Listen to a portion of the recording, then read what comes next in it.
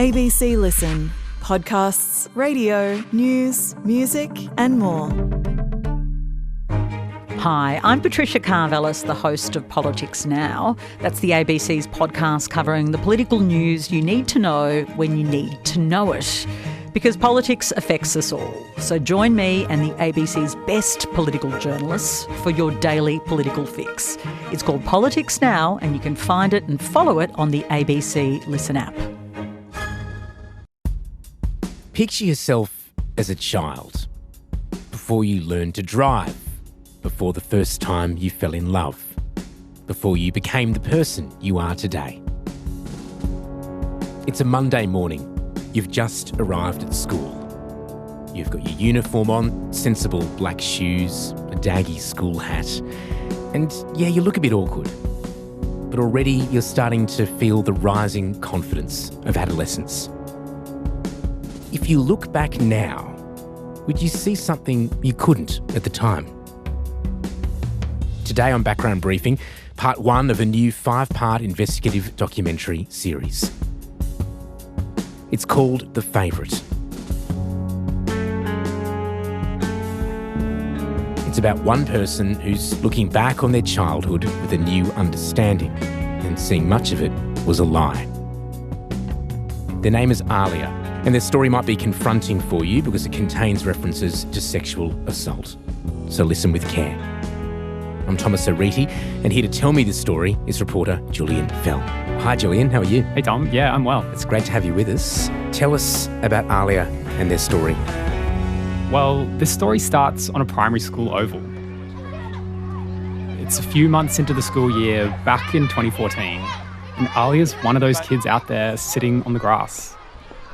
They're 12 years old, and it's their final year of primary school. People might, describe me as a bit of a class clown. I was very much into, making jokes and a lot of banter.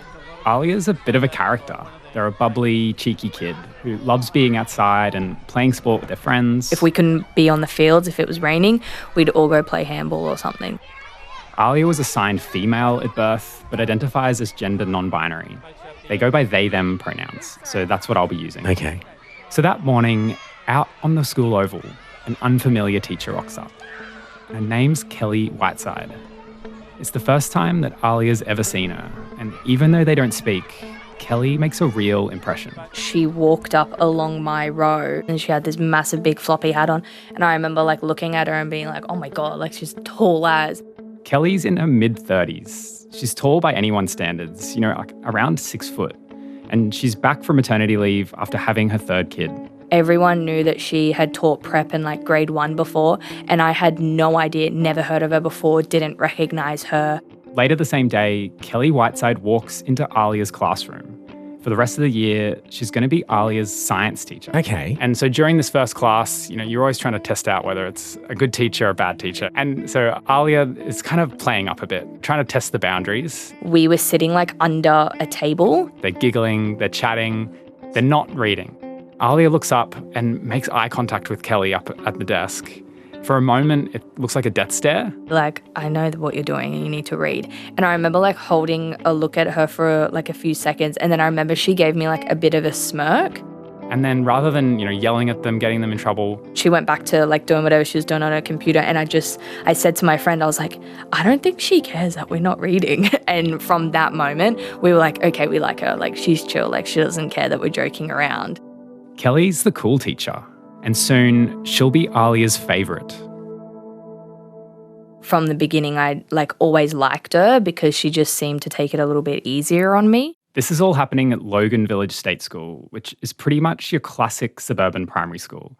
It's on the outer fringes of Brisbane, sort of halfway to the Gold Coast. And like many places on the edges of major cities, Logan's a pretty diverse place. It's not what you'd call a place of economic privilege. The school itself, it's a mix of demountables and dated classrooms. Yeah, I've got a picture in my mind. And one of Ahlia's best mates at this school, their name's Shannon. We were inseparable, basically. We were best friends. We grew up with each other. They even kind of look alike. We were the tomboys of the school. We dressed like little boys. That was very iconic. Shannon and Ahlia have been in the same class most of the way through primary school, But in this final year, they're split up into different classes. Oh, okay. And so now they've got to find a way to stay in touch, and they're getting creative. We would go and sharpen our pencils at the same time by the front doors of both our classrooms so we can talk to each other. Like Alia, Shannon is also a pretty big fan of Kelly. We all kind of just gravitated towards Kelly, and she was very relatable. She would joke around with us, and she was like more like a friend than a teacher. Alia isn't exactly a model student. They're getting into fights on the oval. I was lashing out at some of the boys in my grade, like they'd look at me the wrong way and I'd feel threatened and scared, so I would like lash out at them. But Kelly's a pretty experienced teacher. You know, she knows how to deal with this kind of behaviour. She never like yelled at me, and I feel like I was used to being yelled at.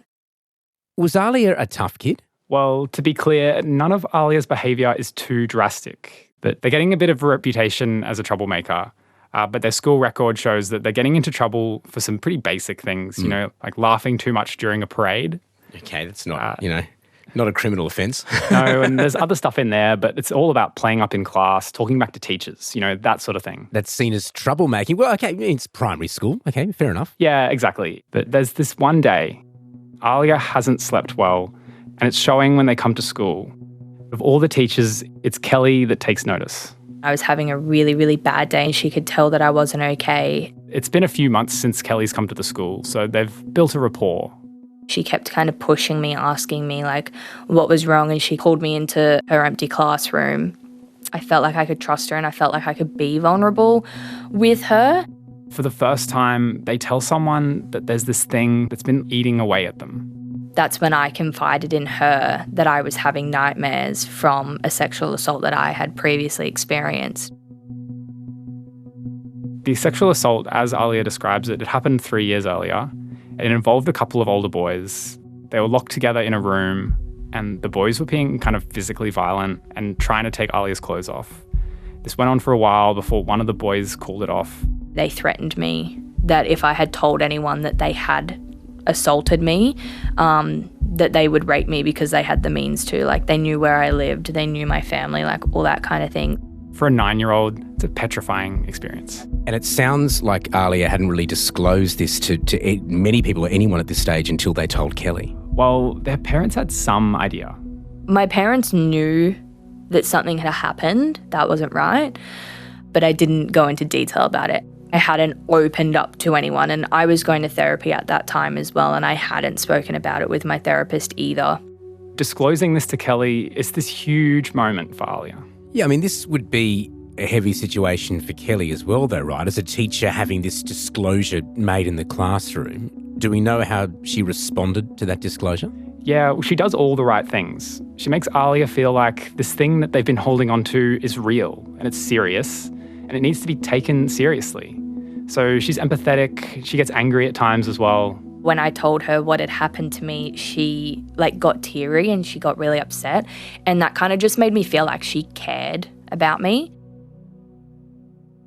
For Alia, this validation is an unfamiliar feeling because at home, things are a bit more complicated. Alia's teenage sister is pregnant with her second child, and Alia's parents are pretty flat out dealing with that. They're arguing a lot. I just felt like my whole world was in chaos. I had a lot of friends that were doing all these normal things and didn't really understand that I was dealing with trauma. My parents were separating. None of my friends were really going through that. But this one person was kind of I'm here for you and I'll prioritize you and I'll make you feel special and I'll make you feel heard and you're my number one priority kind of thing. It creates this really deep friendship between them. Yeah. They start spending lunchtimes together, just the two of them in Kelly's classroom. I would just ask if she had duty or could I come in? And she would just be yeah, I'm not doing anything. She'd just be sitting in the class. So she'd be yeah, come in here. Kelly teaches in this demountable building, so you'd really have to be sort of peering through to get a look in. On the windows, you would have all this artwork and posters, and they were also tinted as well. So you wouldn't have been able to see into the classroom unless you came into it. And this becomes a regular thing. Most days that Kelly's at the school, Alia chooses to hang out with her. Is the school aware of that bond, and is it on board with it? It's unclear what any of the other teachers thought, but from the outside it does look weird. Alia's got this new best friend, but it's not a normal best friend. Mother right? in her 30s is a teacher. It is a strange dynamic in a primary school. Yeah, and it looks pretty strange too, right? And I got a photo here to show you. Oh yeah, show me. Of the two of them together. Oh wow, you can see the kids' benches where they have lunch in the background. You can see Demantable there off to the side. What I find interesting about this photo you've just handed me, Julian, is they've got their arms around each other. You know, they are quite physically close as well. And they're getting closer. The bond that got established with that first disclosure is deepening. It just felt like I had like a best friend, and it felt like I had someone that understood me and cared about me, and like I was like the priority almost. Alia's getting closer to Kelly, and their friend Shannon starts to notice the change because up until recently, Shannon and Alia were pretty much inseparable. So Shannon mentions this to their other friend. I remember saying, oh, like, Alia's never with us anymore. And Paige would say to me, well, yeah, we're about to graduate and they're never going to see Kelly again, so it's fine. We can always catch up with them. But Alia's already made up their mind. At that time, I was already like, I can see that they're upset, but I'm not going to stop. Like, I'm going to keep having lunch with Kelly any chance that I can get. I was already like choosing her over my friends. When their class goes on a school excursion to Sydney and Canberra, Alia and Kelly end up in two different groups. It means that they don't get to see that much of each other while they're there, but on the way back home, there's this 12-hour-long bus journey. Cool, that's a bus trip and a half. It is, yeah. And Alia and Kelly, they sit together the entire way and are chatting non-stop. We just talked about random things, like asking her like what her favorite color was and what her favorite tree was and her favorite flower, just like things like that. There's one point where Alia falls asleep on the seat in front. When I woke up, she'd put like her cardigan like over me like a blanket. It's almost, it's like a maternal thing. Okay, so that obviously strengthens the bond even more. Yeah, I mean, to the point where when they do finally get back to Logan, Alia's kind of beside themselves with the idea of being separated from Kelly. You know, like really, really upset. When I left, I remember crying like the whole way to my friend's house, like just like looking out the window sobbing because I missed her so much. Wow. And so soon after that trip, Alia decides to go and see if they can find Kelly online. When Alia looks up Kelly's Instagram profile, it's public, it's easy to find. And there's selfies on there, there's photos of families at the beach. And so Alia sends Kelly a message. I made a video collage of like the trip to Sydney and Canberra. It's this memory that they share, looking back on how much fun they had together. Does Kelly respond to the message? Well, not straight away. And I saw that she saw it and I brought it up at school. I remember saying to her, like, did you get the video kind of thing? And she said yes. Kelly goes, well, students, teachers not allowed to message, so we can't. And I was like, well, I'm not going to tell anyone, you know. And how else was I supposed to send you the video? So Kelly doesn't message back, but she does engage. Rather than either of them commenting or messaging directly, they start mirroring the kind of content that the other's posting. So if Alia posts an inspirational quote, Kelly will post the same one a few days later. She posted the exact same quote with the purple love heart. And at the time, purple was my favorite color. And I was like, there's no way that's a coincidence. And that's how I knew that she was looking at my Instagram and she knew that I was looking at hers. Alia's watching Kelly's Instagram closely now. And when Kelly posts about going to a school event one night, Alia's excited and decides to go too. When they meet up, Kelly admits that the post was meant as a sign for Alia.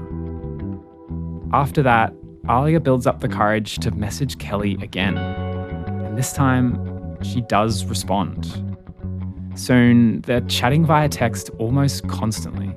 All through the weekend, all in the afternoons, like late at night, we would just be talking. Is that okay for teachers to message students on social media? This is the point where it's definitely crossing a line. Yeah, it would seem that way. It's just a straight up no-go for teachers, right? There's no ambiguity there. It's an indicator of grooming. And just to double check that, I went back to Queensland Education's student protection guidelines and it described it like that. And Kelly definitely knows this. One of the things that she messages Alia is that you need to keep this a secret. She told me that it had to, I couldn't tell anyone because she would get in trouble and she would lose her job. How did Alia feel about that? For them, it's a feeling of secrecy that's kind of exciting. I felt cool. I thought that there was something special about me, that she would want to talk to me, and I think she was already treating me like I was older than I was, and so I felt like I was being taken seriously and I was being valued. Do you think that Kelly saw it as grooming behaviour, or do you think that she just saw it as, I've got a really deep connection with a student? Well, you might have noticed at this point, I haven't been telling the story from Kelly's point of view. I've told it from Alia's. Yeah. And that's because I haven't been able to speak to Kelly for this story. But I have spoken to a fair few people who knew her at the time. And basic gist of it is that when she came back to Logan Village, she'd just had her third kid. And she's going through some pretty serious postnatal depression. Okay. And at the same time, her marriage is on the rocks. My next question was, is Kelly happily married? So she was going through things in her own life as well. So you might think that she was lonely. And then what panned out from there? So they've been messaging for a week at this point. So Alia kept it secret for a week? Yeah, they haven't told anyone. And that includes their parents, who have no idea. Alia's mum, her name's Jackie. She's this really hardworking woman. She's got this full-time job in telecommunications, but she's also keeping the household together, doing the cooking, the cleaning at home. On the weekend, Jackie's in the car with Alia going through the McDonald's drive-thru. There's a lot going on in the car. Jackie's ordering on the intercom. And that's when Alia makes this offhand reference to the secret messages. I implied that Kelly and I were in contact over social media. So this was a surprise to the mother? Jackie doesn't actually remember this conversation. Maybe she's a bit distracted by everything that's going on in the car. Going through the drive-thru, probably had the radio on, doing the order. Jackie doesn't really react to what Alia's told her. And just didn't hear the context of what Alia was saying. And so Alia, they interpret this as kind of like, this is okay. Immediately, I felt so relieved because I was like, we're not doing anything wrong. She doesn't care. What have I been stressing about?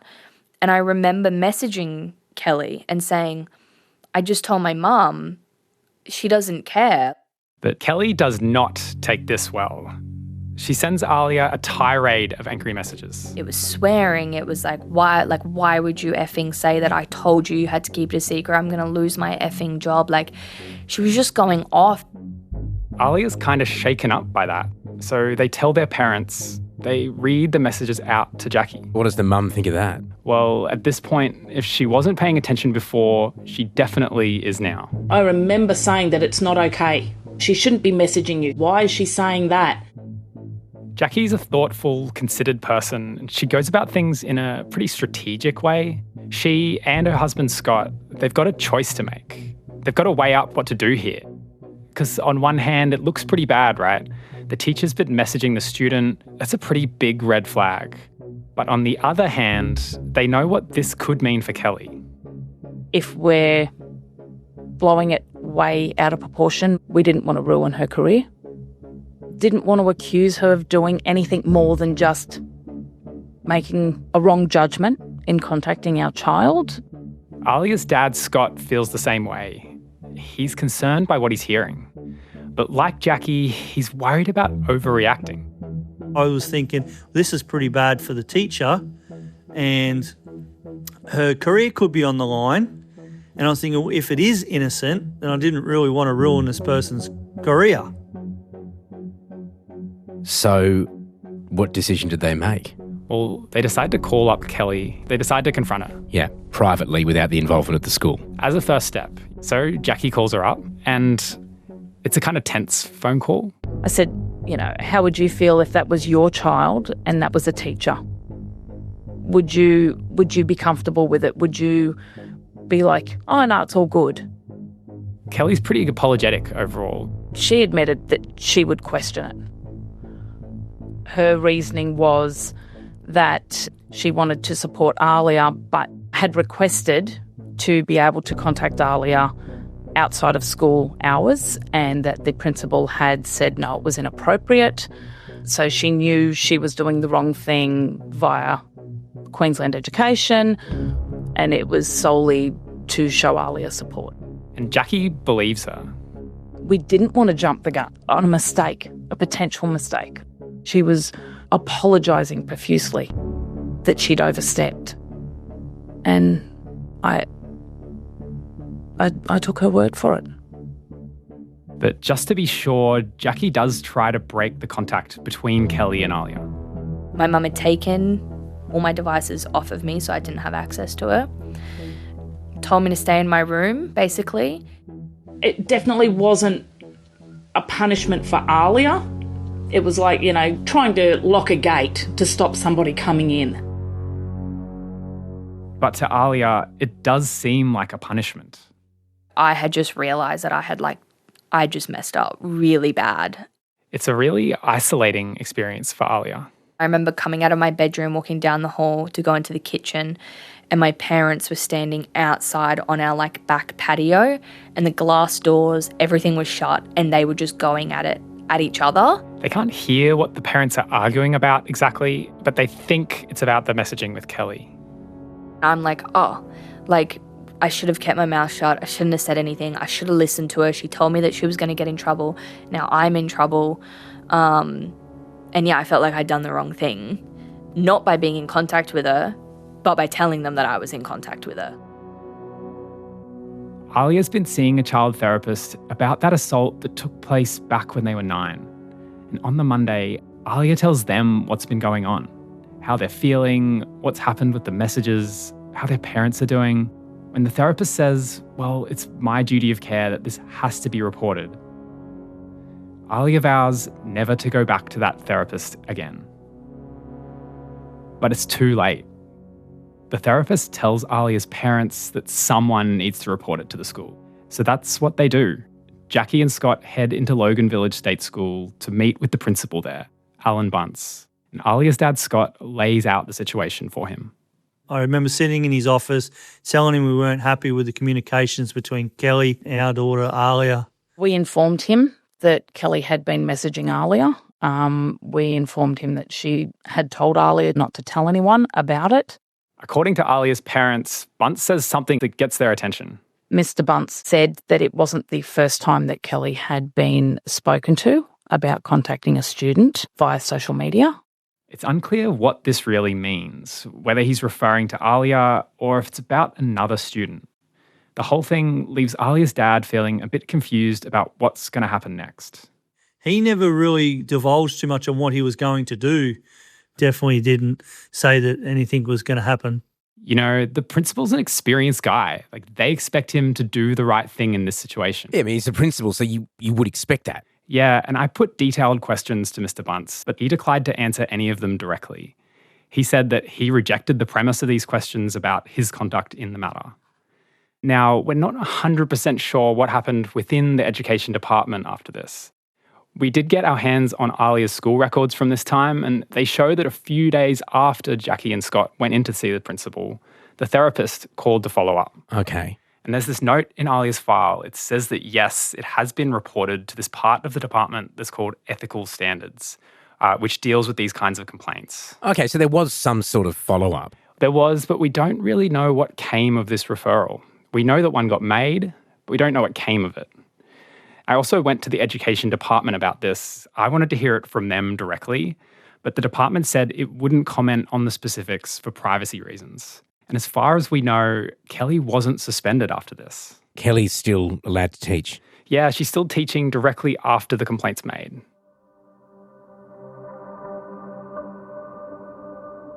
At the time, Alia doesn't know about any of this. So when school comes back, Alia goes to put something away in their bag. And their bag is in Kelly's classroom. It's just the two of them in the room. Yeah. And rather than this caring, supportive, warm person, Kelly acts really cold and distant and tells Alia, you need to leave. You're not allowed to be in here. And I was like, I'm literally just putting my container back. She said, no, get out. You can't be in here. I felt like she was mad at me. I felt like my parents were mad at me. I felt like I was the one that did the wrong thing because no one sat me down to explain the outcome of the situation. I wasn't told to stay away from her. I was just told by my parents to stop messaging her. So for the last few weeks of term, things go back to a weird kind of normal. Kelly's still teaching Alia's class. There's just no one-on-one time. There's no meetings in the classroom. There's no messaging. And Alia's parents are okay with this. I felt that the school was a safe place. I felt there's multiple children, there's multiple staff, multiple adults, volunteers. So I felt that the school environment was a safe place for Alia. Even if they did have an interaction, there would be somebody around. There would be a witness. So if anything was to happen, there would be somebody there. Alia's still feeling pretty isolated, but now and then they feel like Kelly's giving off these hints that mean that maybe they're still the favourite. And one of the boys was like, Miss Whiteside, Alia did this. And she walked past and said, not my Alia. Like, she wouldn't do that. And I remember being like, okay, like, maybe she's not mad at me anymore.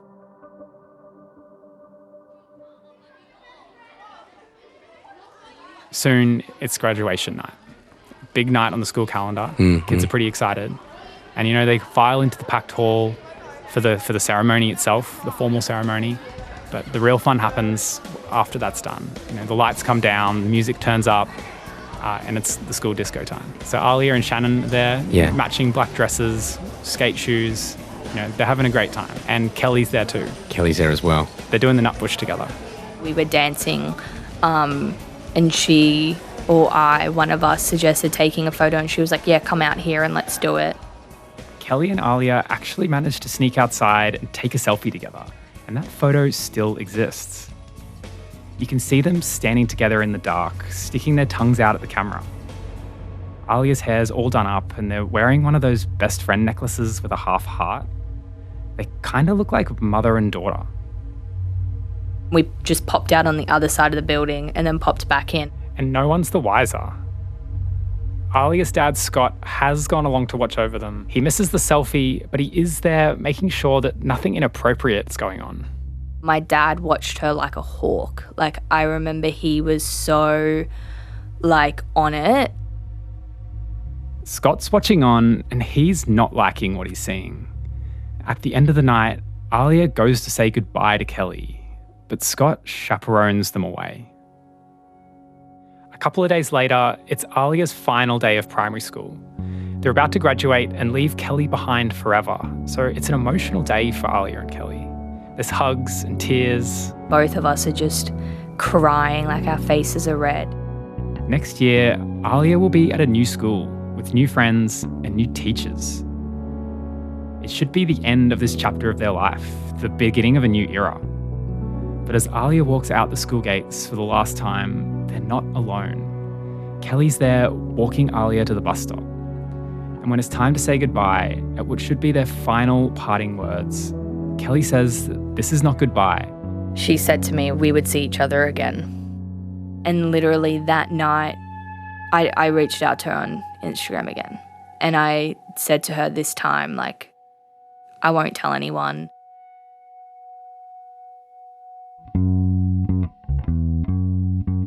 If this story has raised issues for you, you can call the National Violence and Abuse Trauma Counselling and Recovery Service on 1-800-FULL-STOP. That's 1-800-385-578. If you're concerned about your own thoughts or behaviour towards children, you can call Stop It Now Australia on 1-800-01-1800. Calls can be made anonymously.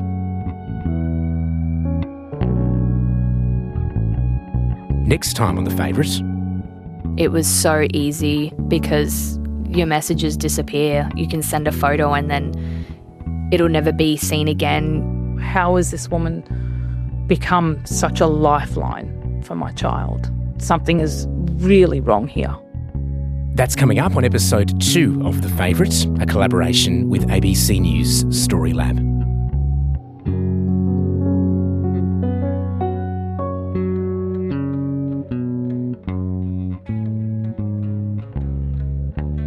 Background Briefing sound producers are Ingrid Wagner, Zoe May and Lila Schunner. Sound engineering by Simon Branthwaite. Fact-checking by Justine Landis-Hanley. The Royal App producer is Ben Sveen. Our supervising producer is Max Chalmers. The executive producer, Thanu Falali. The producer on this story is Loretta Florence. And the reporter is Julian Fell. I'm Thomas O'Reilly.